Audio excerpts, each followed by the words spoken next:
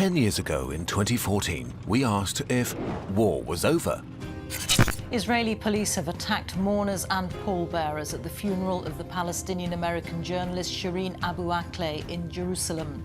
Crimea officially became part of Russia Friday after Russian President Vladimir Putin signed the annexation into law. In 2007, the United States Air Force officially introduced the General Atomics MQ-9 Reaper. One rough hour, and I mean real rough, the word will get out and it will end immediately. Based on long-term trends in the last century, it seemed violent conflict was on the decline and the world more peaceful than ever. We will wield disproportionate power against every village from which shots are fired on Israel and cause immense damage and destruction. From our perspective, these villages are military bases. Tomorrow marks 20 years since the start of the siege of Sarajevo. The city came under attack from Serb forces during the Bosnian War. 10,000 people. The Nuremberg principles, according to the Geneva Accord and others, they should be tried in front of a court and probably executed for what they did. Please don't look at the fire. No, there's nothing burning, but the world is turning. Please don't look at the fire. Since we dropped the A-bomb, we've got to sever on.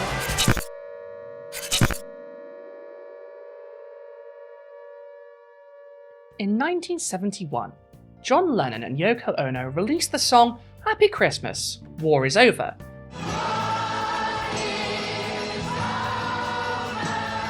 Which has the prestige of being the second worst Christmas song written by a former Beatle, just edging out Paul McCartney's seasonal Snorefest, Simply Having a Wonderful Christmas Time. Simply having a wonderful Christmas. But was he right? John, I mean, not Paul. Whether he was having a wonderful Christmas time or not, I really couldn't give less of a shit, but were John and Yoko right? Is war over? No! Thanks for watching. Please don't look at the fire. No. Okay, wait, come back. While war may not have ended in 1971 like John Lennon and Yoko Ono might have hoped, John Lennon appears to have died in 1980 and reincarnated as colourful liberal YouTube guru Kurzgesagt, who had his own modern version of the hit song released in the spirit of the times as a YouTube video in 2014, helpfully titled, Is War Over? The answer again was no, but he was convinced it was yes.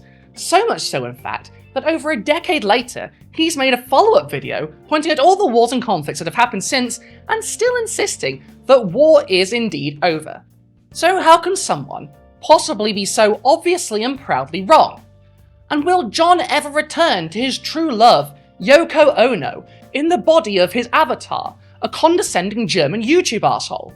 Well, we're about to find out in this week's edition of the Daily Telegraph, the only newspaper that will never claim that war is over, because we've simply seen too much. Look at Dan. That's the face of a man who's lived through 2 world wars and 1 World Cup, and let me tell you, before 1966, he still had the use of both his eyes. Football hooliganism is no joke. I myself have never been at war. Instead, I, Brigitte Empire, am the science and culture correspondent for this here cursed newspaper, and I'm here today to look at Kurzgesagt videos on how we're living in the most peaceful period in human history. Yes, really, that's the claim. I'm having an aneurysm. Myanmar, Nakba, Korea, Vietnam, Iran, Greek Civil War, Indochina War. Picture the scene. The year is 2014. Russia just invaded eastern Ukraine and annexed Crimea. 5 short years ago, they invaded Georgia. Syria is 3 years into a brutal civil war that will last at least another 10 years. The US and its allies are still off doing war crimes in Afghanistan. Civil war has broken out in Libya, and Israel has invaded Gaza. Again. And that's not even mentioning Sudan, the Congo.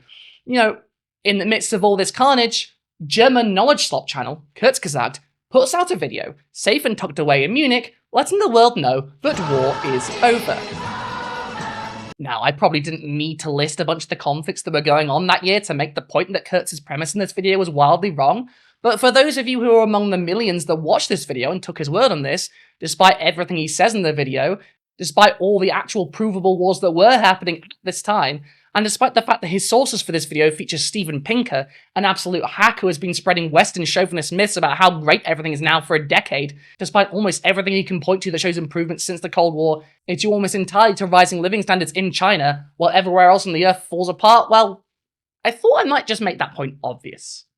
One of your former colleagues, Steve Pinker, has written a book, The Better Angels of Our Nature, that in fact, if you wanted to choose a time to be around and have a happy, non-violent life, today is a lot better than when you're being around at Neanderthal times.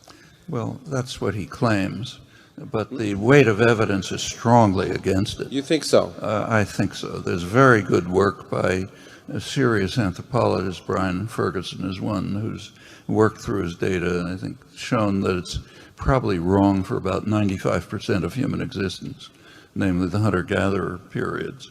It's really with the emergence of state systems, the development of complex agriculture, they begin to get wars that are very destructive. But one thing that he says is correct. I think that's about it. Was war over in 2014? No. And Kurzgesagt would admit to this now, as I'll get to later. But it's important to say here that Kurtz was making the case in 2014 that the world was a more peaceful place than ever before. Or, as he would say, as a video of a pink tank firing rainbows smiles at the viewer, it seems that we live in the most peaceful period in human history. So, why the fuck would he think this? Well, you can make a lot of very bizarre conclusions if you, as we say in the scientific community, fuck with what you consider valid data points. You can see even at the start of this video, the areas where active conflicts are happening, even according to Kurtz, take up practically half the globe. Very peaceful. But he dismisses this by saying that none of these conflicts are active wars between countries. Now, Ukraine and Russia are two different countries. Israel and Palestine are recognised by most places on Earth as two different states, and unless Kurtz is going to come out in favour of a one-state solution, which, given he's German, I'm assuming he's not, I'd assume he would say the same. Of all the conflicts going on, none is an active war between countries. They are either civil wars or local conflicts. Although civil wars are terrible and cause huge suffering, their impact is usually way smaller than a war between nations or empires. The USA is not the same country as Afghanistan, and even in places where ostensibly civil war is happening, foreign countries are involved, whether it be the UAE's constant horrors in Sudan, or how the West uses Rwanda against Congo and Kenya against Somalia, Russia's involvement in Syria, and on it goes. But even if we take his argument at face value, which we shouldn't, since everything I just said, why would civil wars not count as wars? This is presented like an, oh, of course moment, like things really aren't that bad, I guess. And we just move on dismissing civil wars as if they don't count, without any real justification for throwing them out of consideration at all, beyond that it fudges the data to make the world look more peaceful. And those that aren't civil wars, he dismisses as local conflicts, which is a very vague term to throw around without giving the definition. And if, say, Afghanistan is local to the USA, then I guess every conflict is a local conflict. And since local conflicts don't count, then I suppose war doesn't exist, and the world is in constant peace. Thank God war is over. Is any of this addressed? No. Forget all your questions. The premise is uncontested, and Kurtz asked why we transition from wars between nation-states to civil wars, despite all the wars between nation-states he refutes to acknowledge, and the fact that civil wars also never stopped. Most of the parts of the Cold War that went hot, from Korea to Vietnam, were civil wars that were turned into absolute horror shows by invasions from the United States. And contrary to the myths of the long peace that are constantly talked about in the wake of World War II, war never stopped. Not even in Europe. 9 years old. She was only not yet, She was a grenade. 28 godina, sad bi sinove vodala I šetala bi baba I nana ovuda po She would have her a ja vidi učim children. She had her own children now, she realized. You have the barricades going up, and they don't really ever come down despite attempts. Crimea officially became part of Russia Friday after Russian President Vladimir Putin signed the annexation into law. Despite the way people in the West talked about the recent invasions of Ukraine being the first war in Europe since World War II, it wasn't even the first war in Ukraine. Putin invaded in 2014. He invaded Georgia in 2009. And in the previous decade, Yugoslavia fell into a massive civil war that resulted in some of the most horrific crimes in human history. Those were the nights of terror and horror. Stravi užas, sjećam se toga. I remember that during the daytime, everything was normal. People walked around. But with nightfall, you would suddenly hear screams coming from somewhere. The point is, it's very easy to tell a story like this if you dismiss every piece of evidence that doesn't fit your narrative. And I won't entirely blame Kurzgesagt for this, because Kurtz is basically repeating a lot of the narrative that the mainstream media and popular figures in the West like to tell, mostly Steven Pinker. Everything you know is wrong, and I'm going to present evidence that this particular part of our common understanding is wrong. That in fact, our ancestors were far more violent than we are, that violence has been in decline for long stretches of time, and that today we are probably living in the most peaceful time in our species' existence. It's inconvenient to think about the West's intervention in the Middle East, so they don't.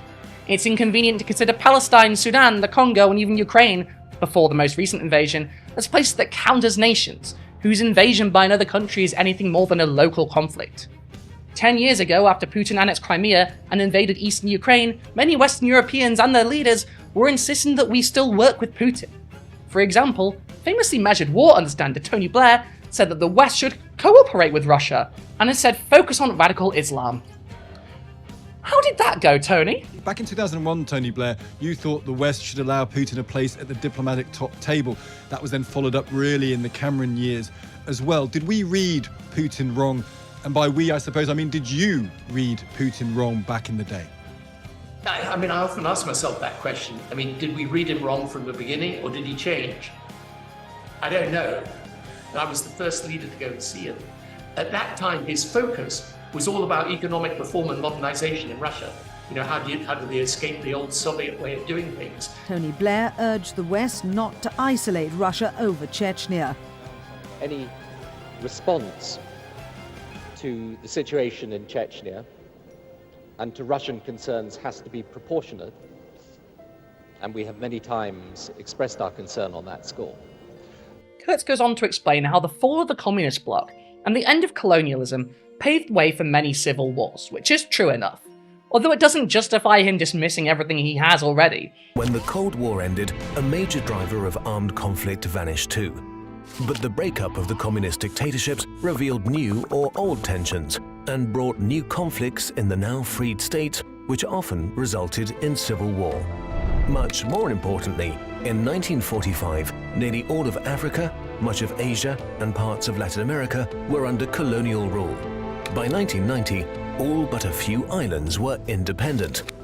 But wait, couldn't you argue that what today's multinational corporations are doing in the Third World is just as bad as colonialism? Before arguing that today's colonialism isn't actually colonialism because he doesn't want to explore the brutality of Congolese cobalt mining, for example, or any other neo-colonial endeavour.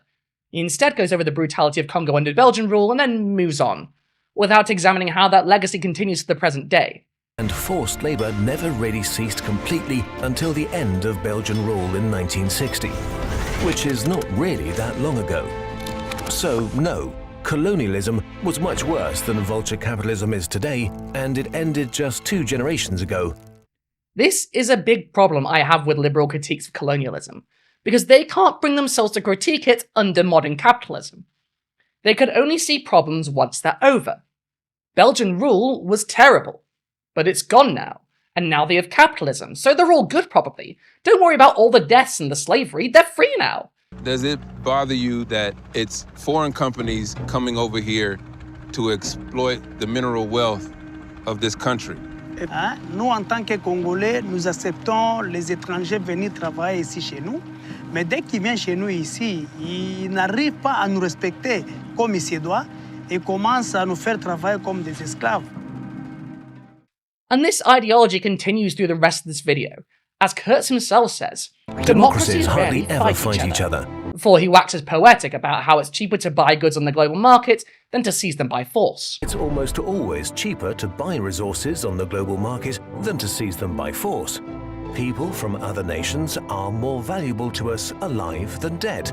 At which point I should remind you that this video was written, edited, produced, and released, all while the United States, the richest country in the world, was engaged in an ongoing war in Afghanistan, and was only 3 years out of the war in Iraq. Both wars fought for control of resources. And as if to top it all off, he brings up the UN Security Council and the International Criminal Court, which obviously keeps the world super peaceful, and isn't at all extremely selectively applied. For example, the US never gets pulled up on it, and while Kurtz's video is being made, a certain conflict on the Eastern Mediterranean had re-erupted, that about a decade later would completely ruin any credibility the United Nations or any of its associated bodies had in keeping countries in line and keeping them from committing atrocities, including the International Criminal Court. But as you will see, Kurzgesagt really doesn't want to talk about Palestine, which, considering this is a German channel, isn't exactly surprising. Overall, a lot of the justification for Kurtz's point in this video is on its face contradictory and is flimsily argued. But it is all in service of justifying this graph. Battle deaths per year per million people. And as you can see, line go down. So what is this graph? And does it really mean what Kurzgesagt says it does? Please don't look at the fire. No, there's nothing burning, but the world is turning. Please don't look at the fire.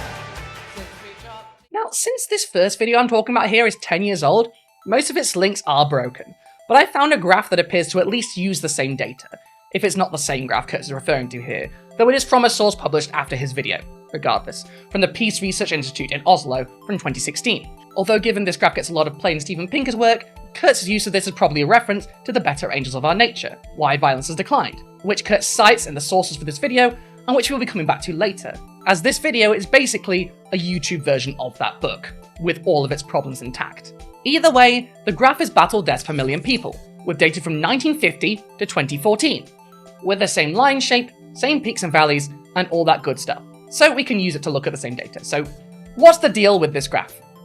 Well, for starters, you can see that it's actually pretty deceptive to start this graph where Kurtz does, from the end of World War II and its aftermath, because it makes it look like war has dramatically fallen from where it's always been, rather than sharply rising during World War II into the Chinese Civil War and the Korean War, which brings us to this peak from the 1940s to the early 1950s. If we judge today's degree of violence by comparing it to the height of deaths from war in the mid-century, we're doing ourselves a disservice. The world wars are the exception, not the rule, and instead of comparing our current data to them, we should be comparing them to the baseline, i.e. a period when there isn't a literal world war on.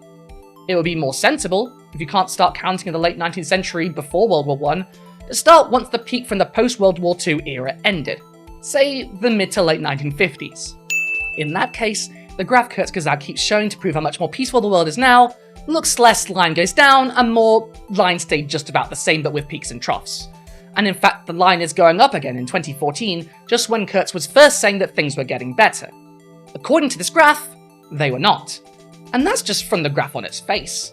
To actually look into what this data shows beyond the surface, you need to know where this data is coming from, what criteria they use for inclusion and exclusion from the numbers, and what biases might have gone into that choice. Now, since Kurtz did not cite his source on screen in the video, and his source links are almost all dead, I'll have to conclude that as per my own research in this data, that this is from either Better Angels of Our Nature, or the Peace Research Institute Oslo I mentioned earlier, or from the Uppsala Data Conflict Program, and their data looks pretty reasonable from what I could find. Funnily enough, however, I wouldn't say it fits Kurtz's premise. And this is a problem I've had with Kurzgesagt before. The channel is less bothered about educating people and giving accurate information than it is about telling a compelling story over pretty visuals. His videos on paleontology make me want to tear my hair out. He got millions of views and is now selling merch from a video that does a false equivalency narrative on what killed the dinosaurs. His videos on climate change have come close to climate denialism at times, and this year he made a follow-up video to this video on war that we just talked about, which is also, as you might have guessed, bad. But with all the gloom, it's also true that we are still in a peaceful period of world history and that deaths by war are still at historic lows.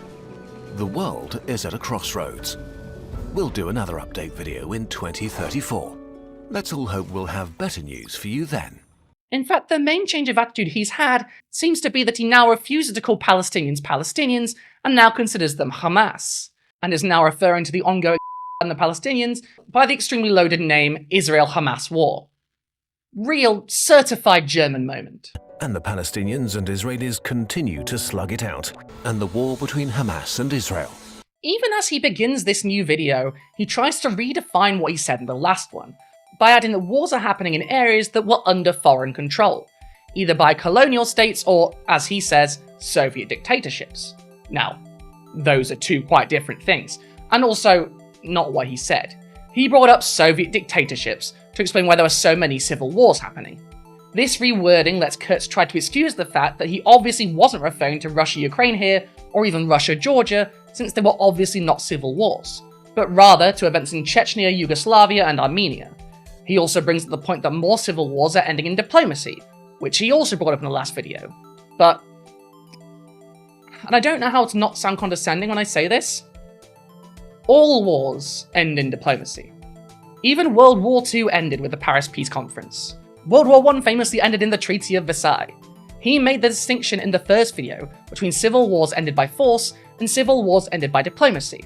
But that's a very strange distinction to make, and one that doesn't actually make any sense if you think about it. Except for as an excuse to stick another couple of graphs on screen with no citations, or exclude certain data points because they don't fit your narrative. Roughly between 2004 and 2014, there were about 350,000 deaths from state-based conflicts worldwide. They were going down from 2014 to 2019 and then rose sharply in 2021. But straight away in this video, we get some weird stuff. Immediately, he brings up Afghanistan having ended, a war of a nation-state on a nation-state, something he previously insisted didn't happen much anymore. We get a preemptive declaration that the civil war in Syria has ended, despite the fact that Damascus was being bombed by Israel around the time he mentioned this, and currently the Christian populations are getting decimated. Some of the deadliest conflicts that were glowing hot in 2014 have since ended or significantly cooled down. The war in Afghanistan ended with the victory of the Taliban, and, breaking news, the rebels just won the war in Syria last week. And on the state of the current world, he doesn't think it pertinent to mention in Palestine that has killed a low estimate of 46,000 people. You would think that that would factor into Kurtz's analysis, somewhat. That aside, in revisiting his old video, Kurtz still agrees largely with the claim that wars these days are not between countries, saying that this claim is still largely true, despite Afghanistan being the first thing he brought up in the main body of this video, and despite Ukraine and Palestine and Azerbaijan and Turkey's invasion of Armenia, beyond Palestine, Israel's invasions of Lebanon and Syria, and bombing of Yemen and Iran, and again, he justifies this by saying civil wars are more common than wars between states. But those are two different statements. Civil wars can be more common, as they have been throughout time, but that doesn't mean wars are not between countries, which are the literal words he uses here. They very demonstrably are, and he's mentioned several examples already. Again, like the first video, Kurtz is actively presenting data that contradicts his argument, and then throwing in some other fact that doesn't support his narrative, and then continuing like he just proved his point. It's extremely frustrating, and one of the reasons I wish he just wouldn't try to handle socio-political topics, because when he does, he is sloppy at best, and actively spreading misinformation at worst. Case in point, only a minute or so after saying that his statement that wars are no longer between states is largely true, he says with a straight face, and correctly, that there are nearly 60 state-based conflicts ongoing as of 2023. Now, I'm not a mathematician, but by my calculations, 60 is a bigger number than 0. Wars today are not between countries, and this is still largely true. Civil wars are by far the most common type of state-based conflict in the world. Just say you were wrong, Kurtz. It's clear you were. That should be okay to admit. In fact, you were also wrong back then. It just didn't fit the nice story you wanted to tell about how the modern rules-based international order actually works as stated, and isn't just a nice little wrapping we put on a world ravaged by US imperialism. He dismisses these conflicts by saying their death tolls are low. But the claim wasn't that wars have lower death tolls, the claim was that wars are not happening between countries. This is so clearly debunked within the same video it's presented that I'm amazed this video got 179,000 likes at the time of writing. And following this, he says, Maybe the worst news is that we've been seeing interstate wars again. Like they just stopped happening after his first video, and not that Putin's invasion of eastern Ukraine happened in 2014, and that the US was still in Afghanistan in 2014, that it had just pulled out of Iraq in 2014, and so on. To demonstrate this, he brings up the recent invasion of Armenia by Azerbaijan, which, yes, to me would be a pretty damning refutation of a statement that he said was mostly true, not a minute and a half prior. And then he brings up the war between Israel and Hamas that turned into a regional crisis. Then there's the latest war between Israel and Hamas that turned into a regional crisis. What is certainly the most disturbing new development is the full-scale invasion of Ukraine by Russia. Guys, what are we doing here? I mean, even for a German. If you want to see how bias can affect someone's narrative in real time, look no further than that line being all he has to say about and not just that, one that involved a war between nation-states, something that Kurtz said just doesn't happen mostly. But even in just this one conflict, you have Israel attacking Gaza, the West Bank, Lebanon, Iran, Yemen, and Syria. Do you see how many data points you have to keep dismissing to make a point this simplistic? The narrative is thoroughly wrong. Kurtz debunks it himself, even while saying that it's mostly true, because the narrative matters to him more than the facts. At this point, what does mostly true even mean? Can you just keep saying mostly true forever? There's no hard limit on what mostly means. They mostly come at night. Mostly. Why do you care more about saying something is mostly true than about the human lives who are lost in the uncomfortable truths you want to avoid thinking about to insist that the world is a peaceful place when it clearly is not? And is dismissed as an outlier, and not just one. He mentioned the Rohingya earlier, and Sudan and Congo, but they don't fit his narrative, so, they also don't count. But you can't keep doing that. If your narrative has 1,000 exceptions, it's not an accurate narrative. You're just creating a work of fiction. You can't play whack-a-mole with facts. You have to consider them and how they might prove you wrong. That's how science is done. And then he talks about Ukraine, and I can feel my faith in humanity just shatter into a million pieces.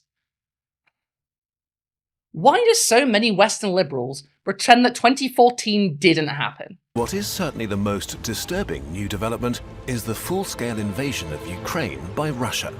It's the first large-scale interstate war in 20 years.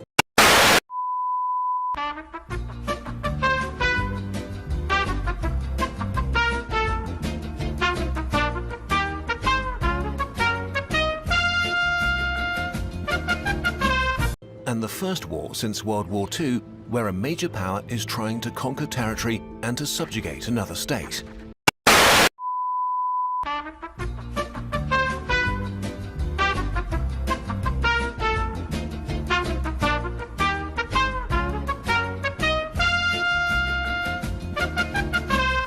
It followed an 8-year conflict that started with the 2014 Russian annexation of Crimea and the war in the Donbass. In the same year Kurtz's first video came out, Russia annexed Crimea and began an ongoing invasion of Donetsk and Luhansk in eastern Ukraine. Many figures in the West tried to look the other way, and I at the time was shocked when Russia was, for example, still competing in Eurovision the next year like nothing had happened, and Tony Blair was still cozying up to him. I was shocked. And then in 2022, the escalation of this conflict, the most recent invasion by Russia, happened. And the same people that for almost a decade had acted like everything was fine actually, suddenly realized that maybe this Putin guy wasn't such an upstanding citizen after all. What a surprise! Tony Blair was wrong again. It turns out the guy that invaded Ukraine in 2014 wanted to invade Ukraine. If only we could have seen this coming. He said terrorists were using Chechnya as a base from which to attack other Russian republics, including Muslim communities. My personal frustrations with the attitudes of my country and other Western nations aside, Kurzgesagt points to the 2022 invasion of Ukraine by Russia as the most disturbing new development, presumably because he doesn't care if 40,000 people die if they're Muslims. I just don't see how there's another explanation there. He went straight for a brief mention of the Israel-Hamas war to the most disturbing development. Don't get me wrong, the war in Ukraine is disturbing. It's awful. But the contrast is clear here. And from the numbers I've seen, both conflicts claim over 40,000 dead on the side being attacked, with the Palestinian numbers almost certainly a massive undercount, and in a much shorter time frame. But the disturbing parts here, for Kurtz, according to this video, is that this is the first large-scale interstate war in 20 years. And I suppose that large-scale qualifier is just there to be vague enough to conveniently ignore the last time Russia invaded Ukraine, which also happened to be the same time he made a video saying that nation-states don't invade each other anymore. He also calls it the first war since World War II where a major power is threatening to conquer territory and to subjugate another state. Unlike in 2014, where Russia, a major power, was trying to conquer territory, Crimea and eastern Ukraine, and earlier Georgia, and subjugate another state, Ukraine. Even ignoring America and Afghanistan. Why do people act like 2014 didn't happen? In fact, Kurtz brings this up right after, as if the war in the Donbass, As if the war in the Donbass doesn't negate the whole point that this started in 2022, and that it represents a change since his last video, when it clearly just undermines his entire point. Also, what makes a major power? Is that an argument to say that invasions by Azerbaijan and Israel don't count? Because they're not major powers? I would argue that the war in Palestine in 2014 was exactly this. A country trying to conquer territory and subjugate Palestine. Is Israel not a major enough power to count here? Their war in the past year certainly would seem to count. After all, even if you want to dismiss Palestinians as Hamas, Lebanon is a sovereign nation, and the Israeli government were very open about their plans to annex southern Lebanon. In fact, just at the time of writing, they invaded Syria and announced they were annexing a bunch of territory beyond the already occupied Golan Heights, so what would count? Israel is a major power in the region. Does it have to be the US or Russia to count? What about the invasion of Afghanistan you mentioned earlier? When the US places a puppet regime in a country they've invaded, does that not count because they don't technically make it officially a part of the USA? I mean, that would make more sense than the rest of this argument, but you need to be specific. So, how does he marry the Russian invasion of Ukraine, even if he only recognizes it from 2022 onwards as a proper war, as he calls it, with his view that his statement that wars between nations don't happen anymore is still largely correct? Well, he throws a bunch of graphs on screen, and this time he actually cites them. Thanks, Kurtz. Egypt 1952, the Mama in Kenya 2, Iran coup, tyrants great, Cuba revolution, hey, please don't look at the fire. No, there's nothing burning, but the world is... There are very few other topics in which you can get away with moving the goalposts as often as Kurtz does in this video. Claim, we're living in the most peaceful period in history, and there are no more wars between nations. Updated claim, this is still mostly true. Justification, well yes, the last 3 years have been incredibly violent, but have you considered that it's still nowhere near as bad as World War I and World War II? This is an absolutely bananas statement to use to back up your point here. Even if you just look at the data Kurtz is showing on screen as he says this, it's extremely clear that both World War II and World War I are massive outliers. They are not the norm. To use them as if they represent the standard amount of war deaths that we should be comparing our current geopolitical climate to is absolutely batshit. But according to Kurtz, the fact that we're not seeing death rates as bad as in a literal world war means that we are still living in relatively peaceful times. I swear this guy's videos used to be smart. This is one of the worst arguments I've seen on YouTube, and it's from fucking Kurzgesagt, one of the most established educational channels on the platform. The thing is, I'm half convinced he only thinks Ukraine is the exception to this whole myth of the long peace thing he's been pushing here, because the guy who's been pushing this myth longer than anyone, with the same Western chauvinist and contradictory arguments that Kurtz has, and with the same data even, also thinks it's the one argument against this myth. Despite, all of the other wars that are also happening.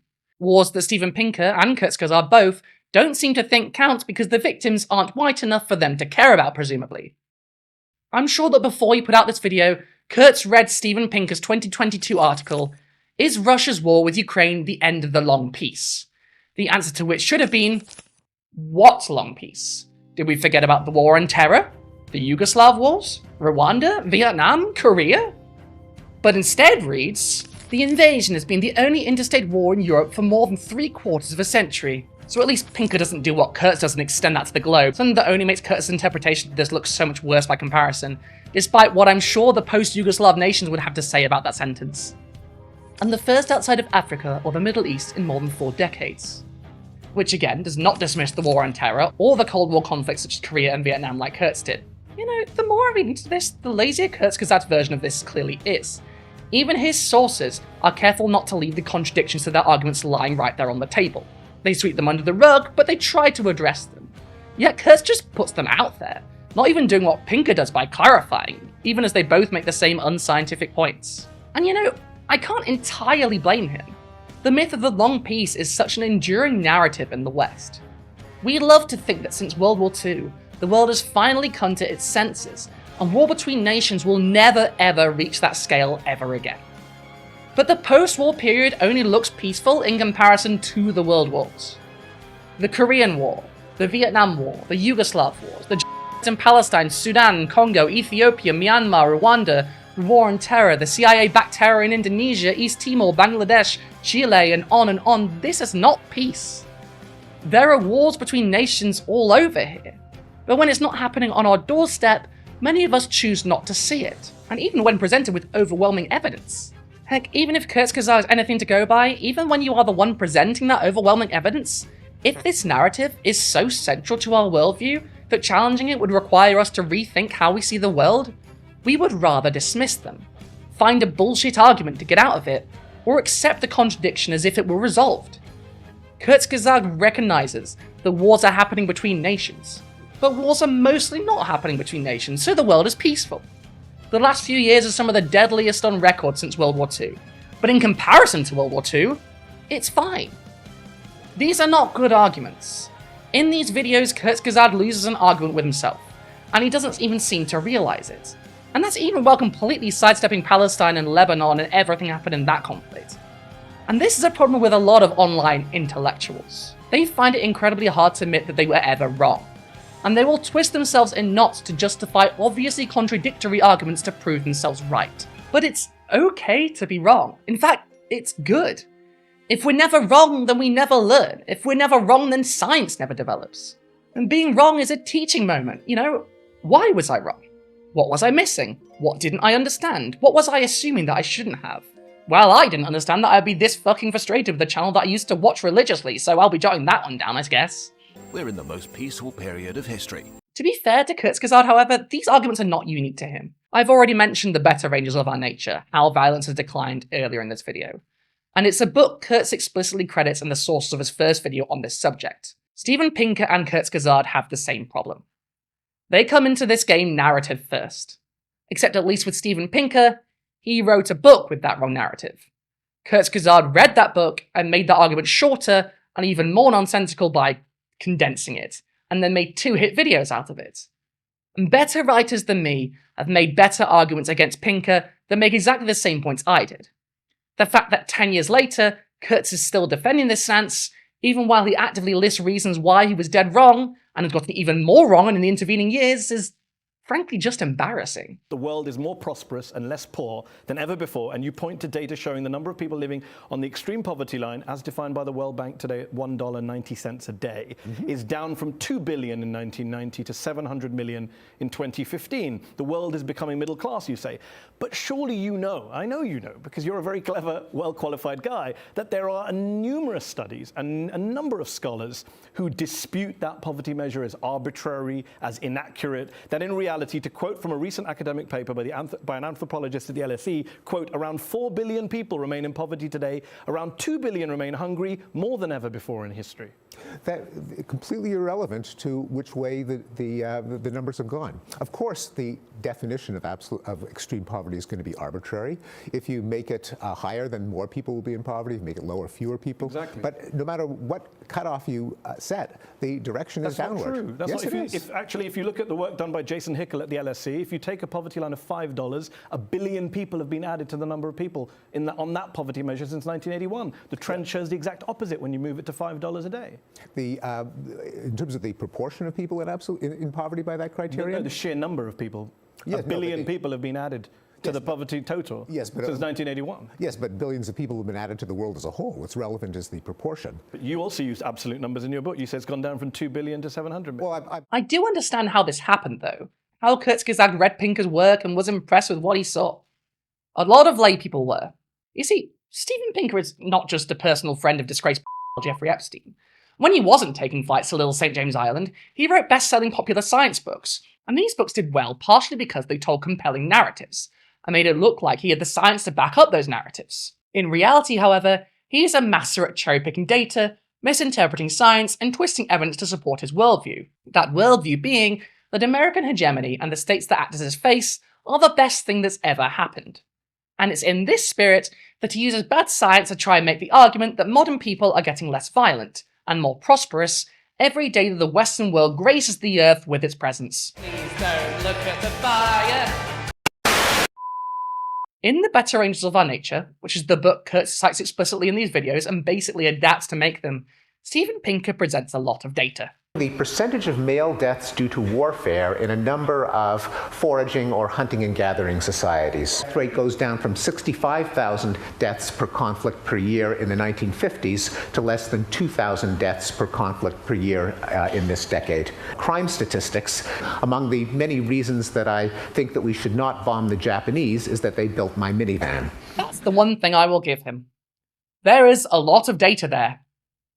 Some of it, in fact, shouldn't be there at all. The weight of evidence is strongly against it. You think so? I think so. There's very good work by a serious anthropologist, Brian Ferguson is one, who's worked through his data and I think shown that it's probably wrong for about 95% of human existence. Almost immediately after the release and the popular reception of The Better Angels of Our Nature, Pinker's work came under floods of scrutiny from the scientific community. His conclusions on violence are, as it turns out, not very scientific. He extrapolates tons of information from the history of humanity from background data and just bad studies, for example. Let's have a quick look at this graph from the beginning of Pinker's Better Angels. It's a graph that depicts violence declining over time. You see, like this. Let's have a look at the actual graph. At the bottom here, Pinker says that the average rate of violent death today is around 1%.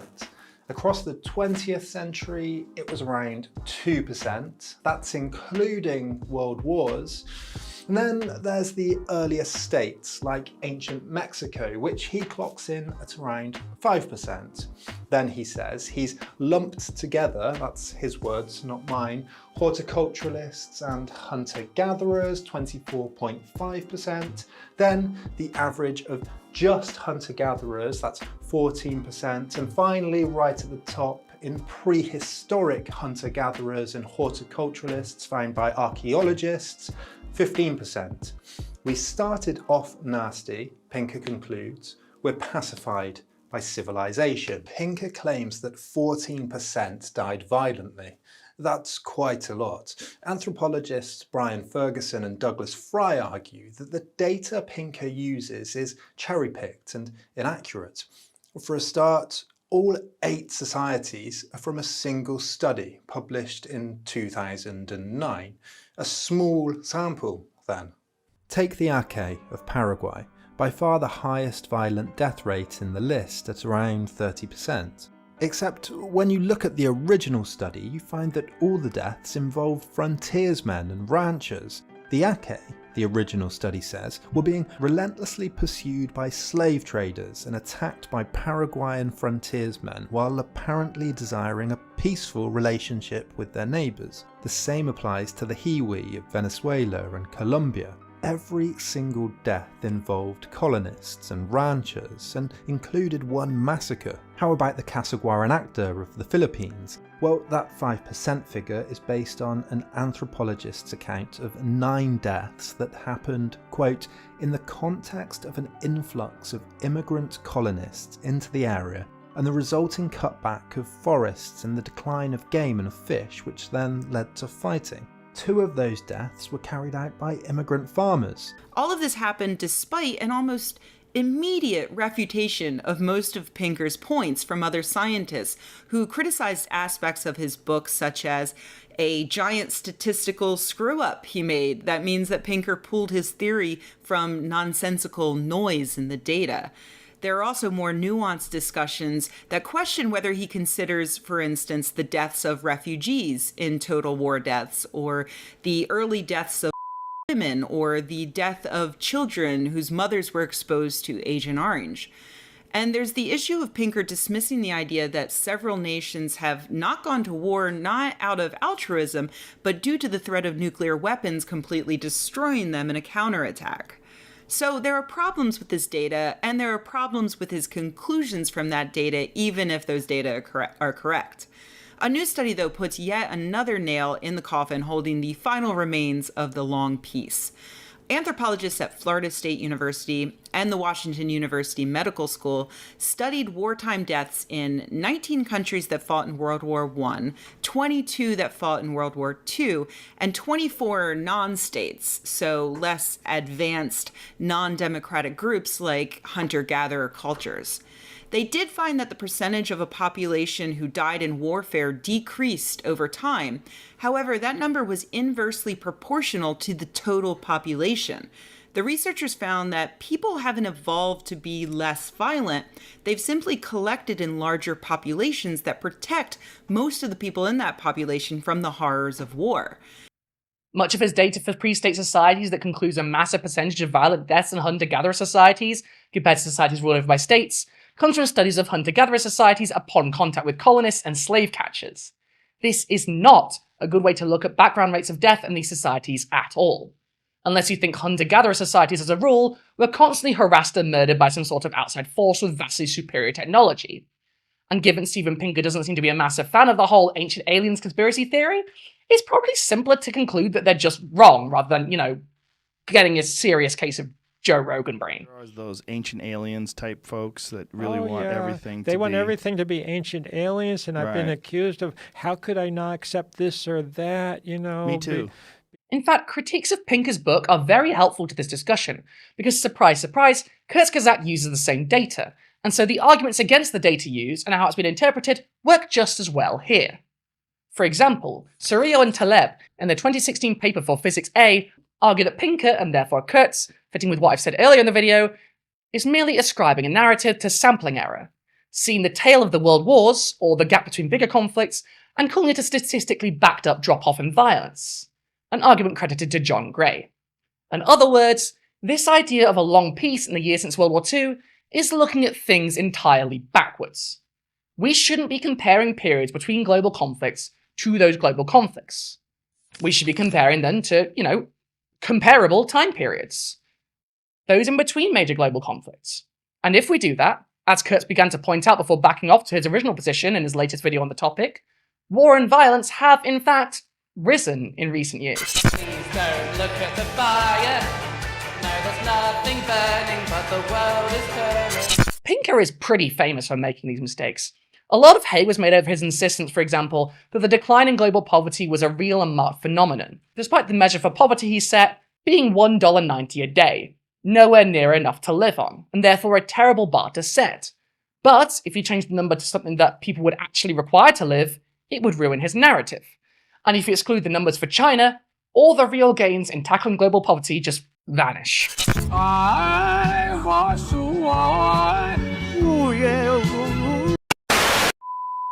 But for people like Pinker, and like Kurtz, the narrative is more important than the facts, despite those facts pertaining to people's actual lives.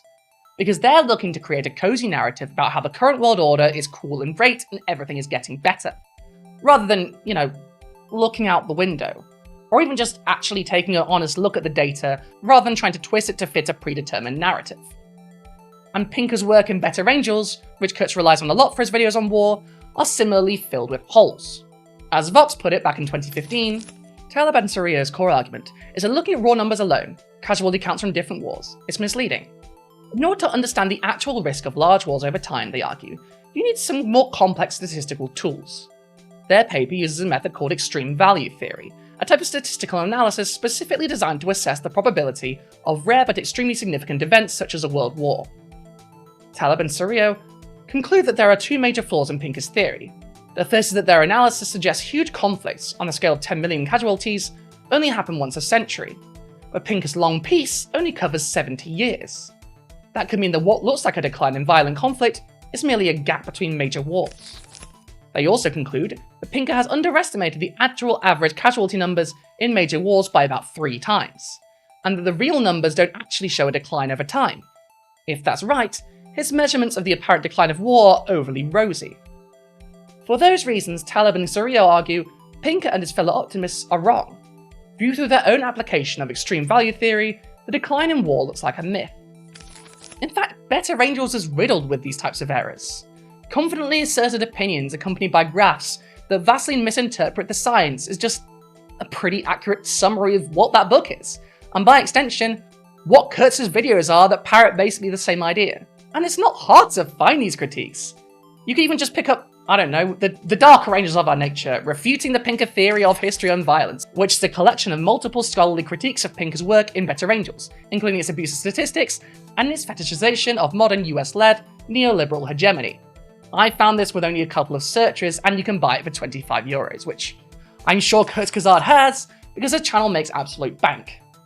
Within minutes, Kurtz would have been able to find out, for example, that Pinker's depiction of medieval Europe's wanton violence in the book is massively ahistorical. And beyond that, Steven Pinker's use of historical sources is, in a word, egregious. Where Pinker says, medieval Christendom was a culture of cruelty. Torture was meted out by national and local government throughout the continent, and it was codified in laws that prescribed binding, branding, amputation of hands, ears, noses, and tongues, and other forms of mutilation as punishments for minor crimes. Executions were orgies of sadism, climaxing with ordeals of prolonged such as burning at the stake, breaking on the wheel, pulling apart by horses, impalement through the rectum, disemboweling by winding a man's testicles around a spool, and even hanging, which was a slow racking and strangulation rather than a quick breaking of the neck. Sadistic tortures were also inflicted by the Christian Church during its inquisitions, witch hunts, and religious wars. Torture had been authorized by the ironically named Pope Innocent IV in 1251, and the Order of the Dominican Monks carried it out with relish.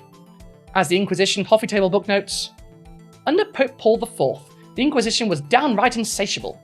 Paul, Dominican and one-time Grand Inquisitor, was himself a fervent and skilled practitioner of torture and atrocious mass murders. Daniel Smale, in The Inner Demons of the Better Angels of Our Nature, points out that, on a factual level, executions in later medieval Europe were rare on a per capita basis. The same is true for judicial torture. It is not that the kind of stuff described by Pinker never happened. By the 16th and 17th centuries, it is fair to say that rates of torture and execution have risen from rare to very uncommon, but a culture of cruelty? He has fallen victim to the availability heuristic, where impressions that are striking have overwhelmed his duty to deal responsibly with the literature in the field. One of the references is mentioned in the passage. A coffee table book? Huh? The endnote refers to a source identified in the bibliography as Heldar 1986, Inquisition, a selected survey of the collection of torture instruments in the Middle Ages to our times. You can do the next bit on your own. Go to the internet and try to authenticate the book's existence. In fairness, you may find a related title by Mr. Held, and in this you can find a passage that is similar to the one cited. But I have only this to say about the real book. It's not very good. Another citation in Better Angels takes it to the work of an author who, alarmingly, was once a professional sword swallower. Several other citations inspire more confidence at first blush, but problems happen when you read further. A book chapter by the legal scholar Sanford Levinson, for instance, offers no support for the claims Pinker attributes to it. Most problematically, you will search Better Angels in vain for the formative book on European law and torture by the legal historian John Langbein, or the nuanced and thoughtful rebuttal to Langbein offered by the medieval historian Edward Peters. Neither book is hard to find. Here is one of the rules of academic hospitality. When you enter another discipline, take the time to cite the appropriate literature. This inattentiveness to evidence is seriously troubling in a work that otherwise extols the virtues of Western reasoning, and it raises this question. Why did Pinker's predisposition to demonize the past overwhelm his duty to practice responsible scholarship? Even the kinder critiques are fairly scathing. In Historical Reflections in 2018, Mark Micale and Philip Dwyer wrote in their introduction to a review of Pinker's work, reflecting on the massive impact of Better Angels, that not all of the scholars included in this journal agree on everything, but the overall verdict is that Pinker's thesis, for all the stimulus it might have given to discussions around violence, is seriously, if not fatally, flawed. The problems that come up time and time again are the failure to genuinely engage with historical methodologies, the unquestioning use of dubious sources, the tendency to exaggerate the violence of the past in order to contrast it with the supposed peacefulness of the modern era, the creation of a number of straw men, which Pinker then goes on to debunk, and its extraordinarily Western-centric, not to say Whiggish, view of the world. And from the start, these critiques took note of the ideology infused into Pinker's work. His willingness to ignore, abuse, and twist data to fit his end of history narrative. As the work I just read from put it well, his Whiggish view of the world, meaning in short, a worldview of increasing and inevitable progress, where the world is seen as going from a dark and brutal past to a shining and enlightened future. This idea is, at best, naive and reductive, and at worst is willfully ignorant of, well, almost everything that's happened in human history. There's a reason Whiggism is considered basically a dead ideology in the modern day. As Lewis and Lewis wrote in The Myth of Declining Violence in 2017 for the International Journal of Cultural Studies, Pinker and other declinists insist that powerful liberal democratic states have subdued humans' evolutionary disposition to violence. This article argues the declinist arguments are embedded in a utopian liberalism that has its own deep roots in the cultural volition and history of human violence. The article concludes that the declinists have either misunderstood or misrepresented the evidence in order to promote their own neoliberal political interests and ideologies. It seems clear that the declinists are misrepresenting the evidence about human violence in order to fortify the hegemony of liberalism and powerful first world nations like the United States. Indeed, the evidence on declining human violence seems to point entirely in the opposite direction. This paper in particular has a whole section on death counts and how Pinker and others in the same school of thought misinterpret death rates and cherry-pick which deaths count and which deaths don't for their numbers. With this in mind, you can throw up as many graphs as you want, but if the numbers you're plugging into those graphs are tailor-made to match your pre-existing worldview, well then those graphs are functionally useless.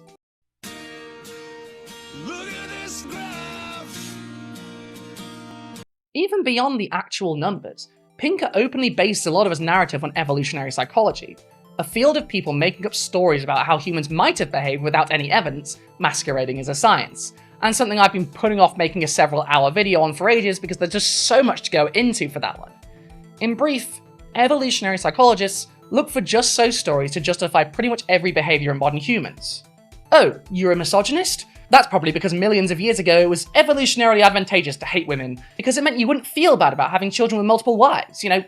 Stuff that sounds vaguely plausible on the surface, but if you actually look at how we reach those conclusions, you realise it's the modern day equivalent of explaining that thunderstorms happen because Zeus fucked one too many swans. Beyond this, the first few chapters of the book don't even bother trying to use actual history, and instead rely on 1, Homer, and 2, the Bible, to prove that humanity was incredibly violent in the ancient past.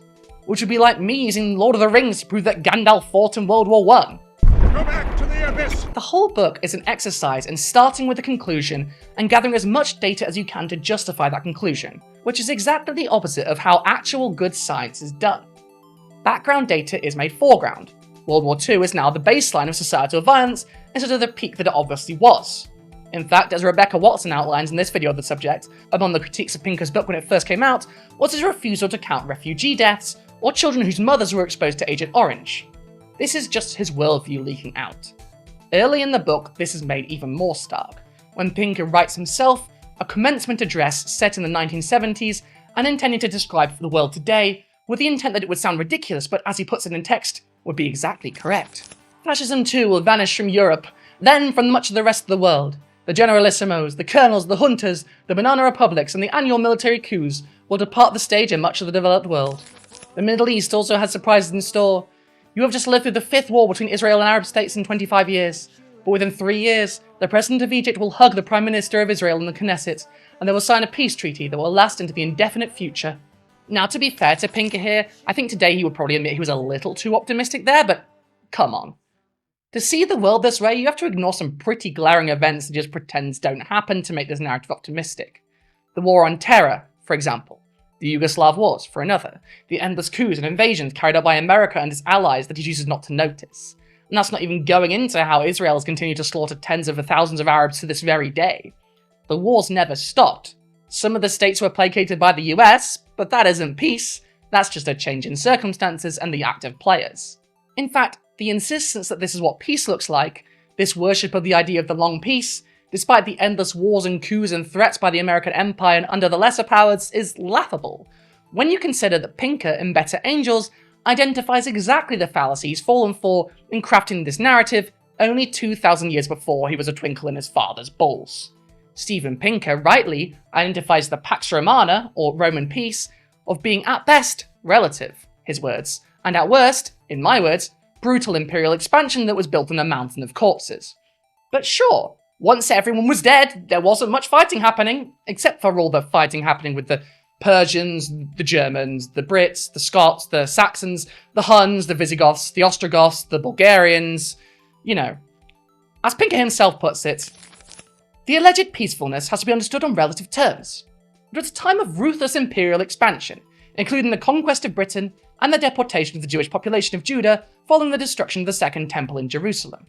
But he could have just as easily said about the Pax Americana, the alleged peacefulness has to be understood in relative terms. It was a time of ruthless imperial expansion, including the invasions of Vietnam, Korea, Iraq, Afghanistan, and the in Palestine, East Timor, Rwanda, Sudan, the Congo, Myanmar, Bangladesh. You get my point. Pinker understands correctly that the Pax Romana was brutal, violent, and no peace at all. And yet he spends an entire book and his entire career since arguing that American imperial expansion is actually peaceful. That the Pax Americana is entirely real and good for the world.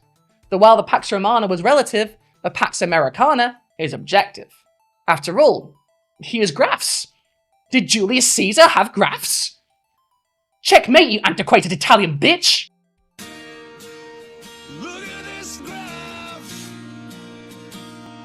And this is the lesson Kurzgesagt reproduces. The data serves the narrative. The Pax Americana is a true piece. Any data that suggests otherwise just doesn't count.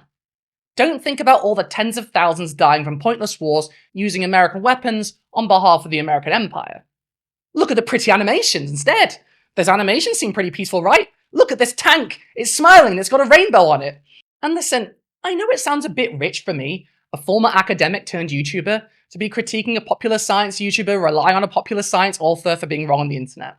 Their job isn't to be exactly right on everything. It's to be entertaining, yeah? Well, if you're going to claim to be an educational channel, it'd be nice if you didn't keep fucking up this hard when it comes to, educating. And when you're as blatantly contradictory as Kurtz is in these videos on issues that pertain to people's lives, I think that's just irresponsible. Save your I'm just telling a story videos for something that is less immediately impactful than geopolitics. Clearly you don't understand it. Go back to things you don't understand but you're also wrong about, like dinosaurs, okay? I'll take one for the team. Go back to being wrong about the cause of the extinction of the dinosaurs. At least then it's only me that'll be angry about it. No one's going to come out of that video with completely mangled ideas of how modern geopolitics works, and with batshit opinions like that there are no wars between nation states, except for all the ones that are constantly happening. I will take this one for humanity. Next time Kurzgesagt puts out a video about another way the dinosaurs could have been wiped out, know that he's almost definitely wrong, and that somewhere, on the other side of the screen, in Southeast Europe, I'm there, watching, and screaming, knowing that at least he's not trying to once again act like the country I live in wasn't the site of a brutal war that swallowed up an entire peninsula only 30 years ago. That could never happen, because that would mean the Pax Americana isn't a real piece at all. And that couldn't be right. Right? Please don't look at the fire. No, there's nothing burning, but the world is turning. In the meantime, I hope you, dear viewer, have a moment of peace. And not in the Kurzgesagt sense, where it's actually war, but you change the definition so it's technically not for the purposes of a bad argument. In conclusion, can we report back to John Lennon and Yoko Ono? Is war over? No. Is Paul having a wonderful Christmas time? Time will only tell. Thanks for watching.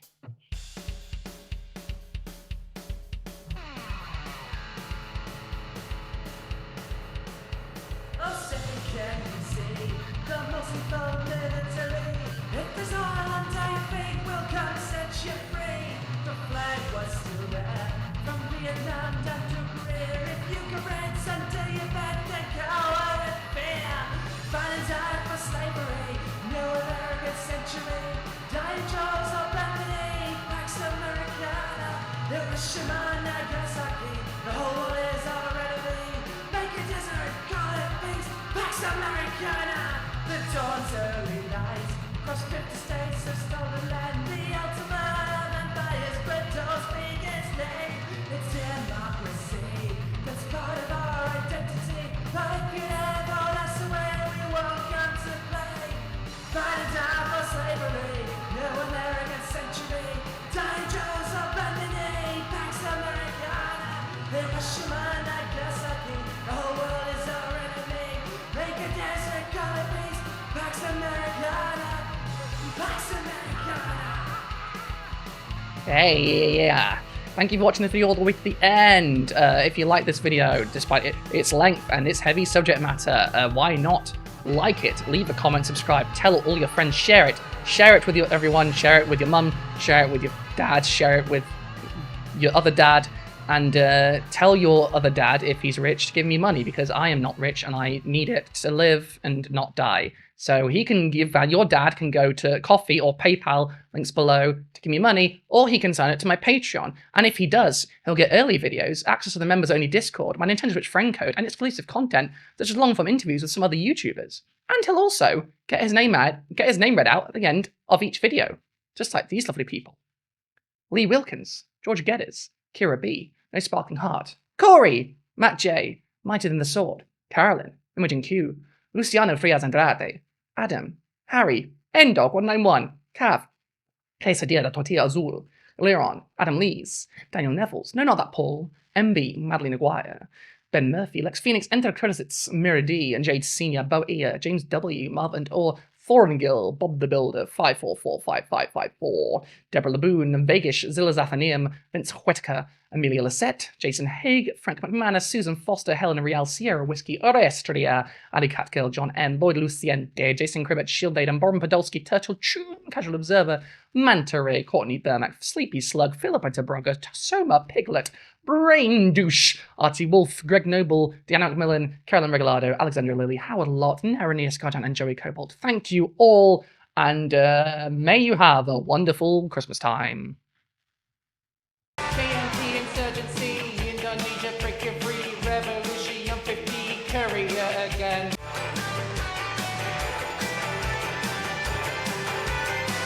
Egypt 1952, the Mama when Kenya 2, Iran coup, tyrants great, Cuba revolution, hey! Please don't look at the fire.